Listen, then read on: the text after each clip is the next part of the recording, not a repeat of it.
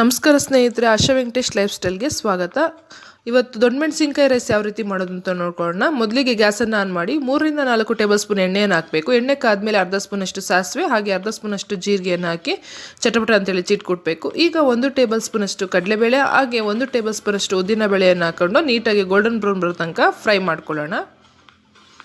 ನಂತರ ಇದಕ್ಕೆ ನಾನು 3 ರಿಂದ 4 ಬ್ಯಾಡಗಿ ಮೆಣಸಿನಕಾಯಿ ಹಾಗೆಯೇ 2 ಹಸಿರು ಮೆಣಸಿನಕಾಯಿನ ಉದ್ದುದ್ದವಾಗಿ ಸೀಳಾಕ್ತಾ ಇದ್ದೀನಿ.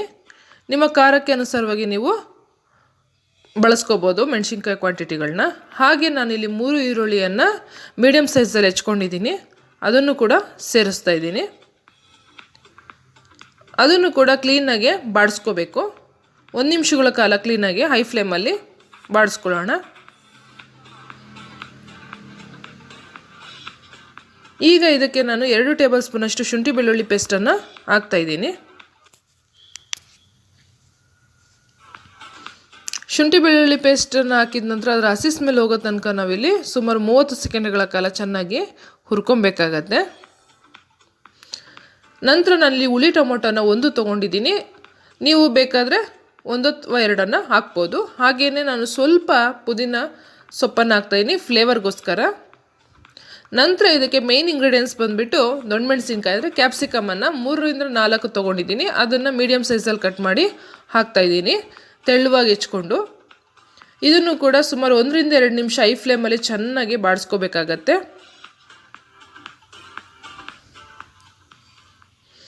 ಮಾರ್ನಿಂಗ್ ಬೇಗ ಬ್ರೇಕ್ಫಾಸ್ಟ್ ಮಾಡಬೇಕು, ಏನೂ ತರಕಾರಿ ಇಲ್ಲ ಅನ್ನೋ ಟೈಮಲ್ಲಿ ಇದು ರೆಸಿಪಿನ ಆದಷ್ಟು ಬೇಗ ಟ್ರೈ ಮಾಡ್ಬೋದು.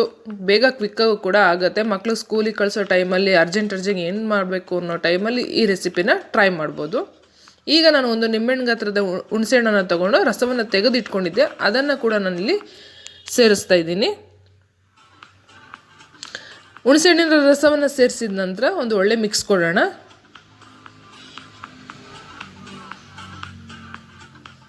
ಆ ಹುಳಿಯ ಅಂಶ ಎಲ್ಲ ಹಿಡ್ಕೋಬೇಕು. ನಂತರ ಇದಕ್ಕೆ ನಾನು ರುಚಿಗೆ ತಕ್ಕಷ್ಟು ಉಪ್ಪನ್ನು ನಾನು ಬಳಸ್ತಾ ಇದ್ದೀನಿ. ನಿಮ್ಮ ರುಚಿಗೆ ಅನುಸಾರವಾಗಿ ನೀವು ಉಪ್ಪನ್ನು ಬಳಸಿ. ತುಂಬಾ ರುಚಿಯಾಗಿರುತ್ತೆ ರೆಸಿಪಿ, ಬೇಗನೆ ಆಗುತ್ತೆ. ದಿನ ಚಿತ್ರಾನ್ನ ಪುಳಿಯೋಗರೆ ಈ ರೀತಿ ಮಾಡೋ ಟೈಮಲ್ಲಿ ಇದು ಒಂದು ರೆಸಿಪಿನ ಟ್ರೈ ಮಾಡಿ ನೀವೇ ಹೇಳ್ತೀರಾ, ಹೌದು ತುಂಬ ಚೆನ್ನಾಗಿ ಬಂತು ಈ ರೆಸಿಪಿ ಅಂತೇಳಿ. ಆಲ್ಮೋಸ್ಟ್ ಆಲು ಆಗ್ತಾ ಬಂತು. ಈಗ ಕ್ಲೀನಾಗಿ ಕುಕ್ ಆಗೋಕ್ಕೆ ಬಿಡಬೇಕು ಒಂದು 2-3 ನಿಮಿಷ.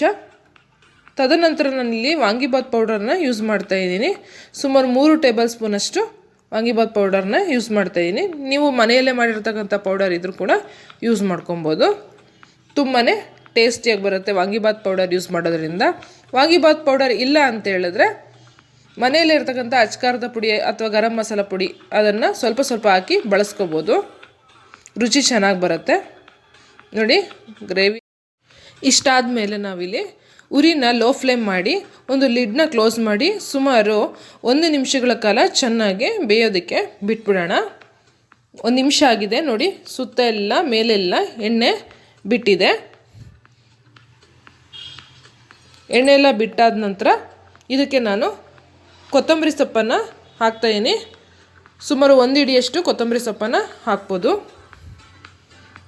ಹಾಕಿದ ನಂತರ ಒಂದು ಒಳ್ಳೆ ಮಿಕ್ಸ್ ಕೊಡೋಣ. ಫ್ರೆಂಡ್ಸ್, ನೀವಿನ್ನೂ ನನ್ನ ಚಾನಲ್ನ ಹೊಸ್ದಾಗಿ ನೋಡ್ತಾ ಇದ್ದರೆ ದಯವಿಟ್ಟು ಲೈಕ್ ಮಾಡಿ, ಸಬ್ಸ್ಕ್ರೈಬ್ ಮಾಡಿ, ಪಕ್ಕದಲ್ಲೇ ಇರ್ತಕ್ಕಂಥ ಬೆಲ್ಲೈಕನ್ನ ಕ್ಲಿಕ್ ಮಾಡಿರಿ. ಇದರಿಂದ ಹೊಸ ಹೊಸ ವೀಡಿಯೋಗಳು ಅಪ್ಲೋಡ್ ಮಾಡಿದಾಗ ನಿಮಗೆ ನೋಟಿಫಿಕೇಷನ್ ಬರುತ್ತೆ.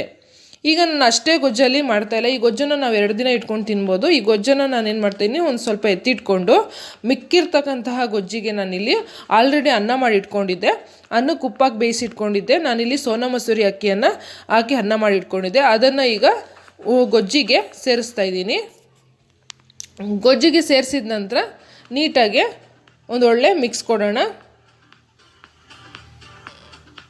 ತುಂಬಾ ರುಚಿಯಾಗಿರುತ್ತೆ ಫ್ರೆಂಡ್ಸ್, ಇದು ರೆಸಿಪಿ ಕ್ವಿಕ್ಕಾಗಿ ಮಾಡ್ಕೊಬೋದು. ಲೋ ಫ್ಲೇಮಲ್ಲೇ ಕ್ಲೀನಾಗಿ ಮಿಕ್ಸ್ ಮಾಡ್ಕೊಳ್ತಾ ಹೋಗೋಣ. ನೋಡಿ ಕ್ಲೀನಾಗೆಲ್ಲ ಮಿಕ್ಸ್ ಆಗಿದೆ. ಕ್ಯಾಪ್ಸಿಕಮ್ ರೈಸ್ ಕೂಡ ರೆಡಿಯಾಗಿದೆ. ಸರ್ವ್ ಮಾಡಿ ತೋರಿಸ್ತೀನಿ ನೋಡಿ ಯಾವ ರೀತಿ ಬಂದಿದೆ ಅಂತೇಳಿ. ಸೊ ನೀವು ಟ್ರೈ ಮಾಡಿ ಅಂತ ಹೇಳ್ತಾ ಈ ರೆಸಿಪಿನ ಹೇಗೆ ಬಂತು ಅಂತೇಳಿ ದಯವಿಟ್ಟು ನನಗೆ ಕಮೆಂಟ್ ಕೂಡ ಮಾಡಿ friends. Thank you for watching friends.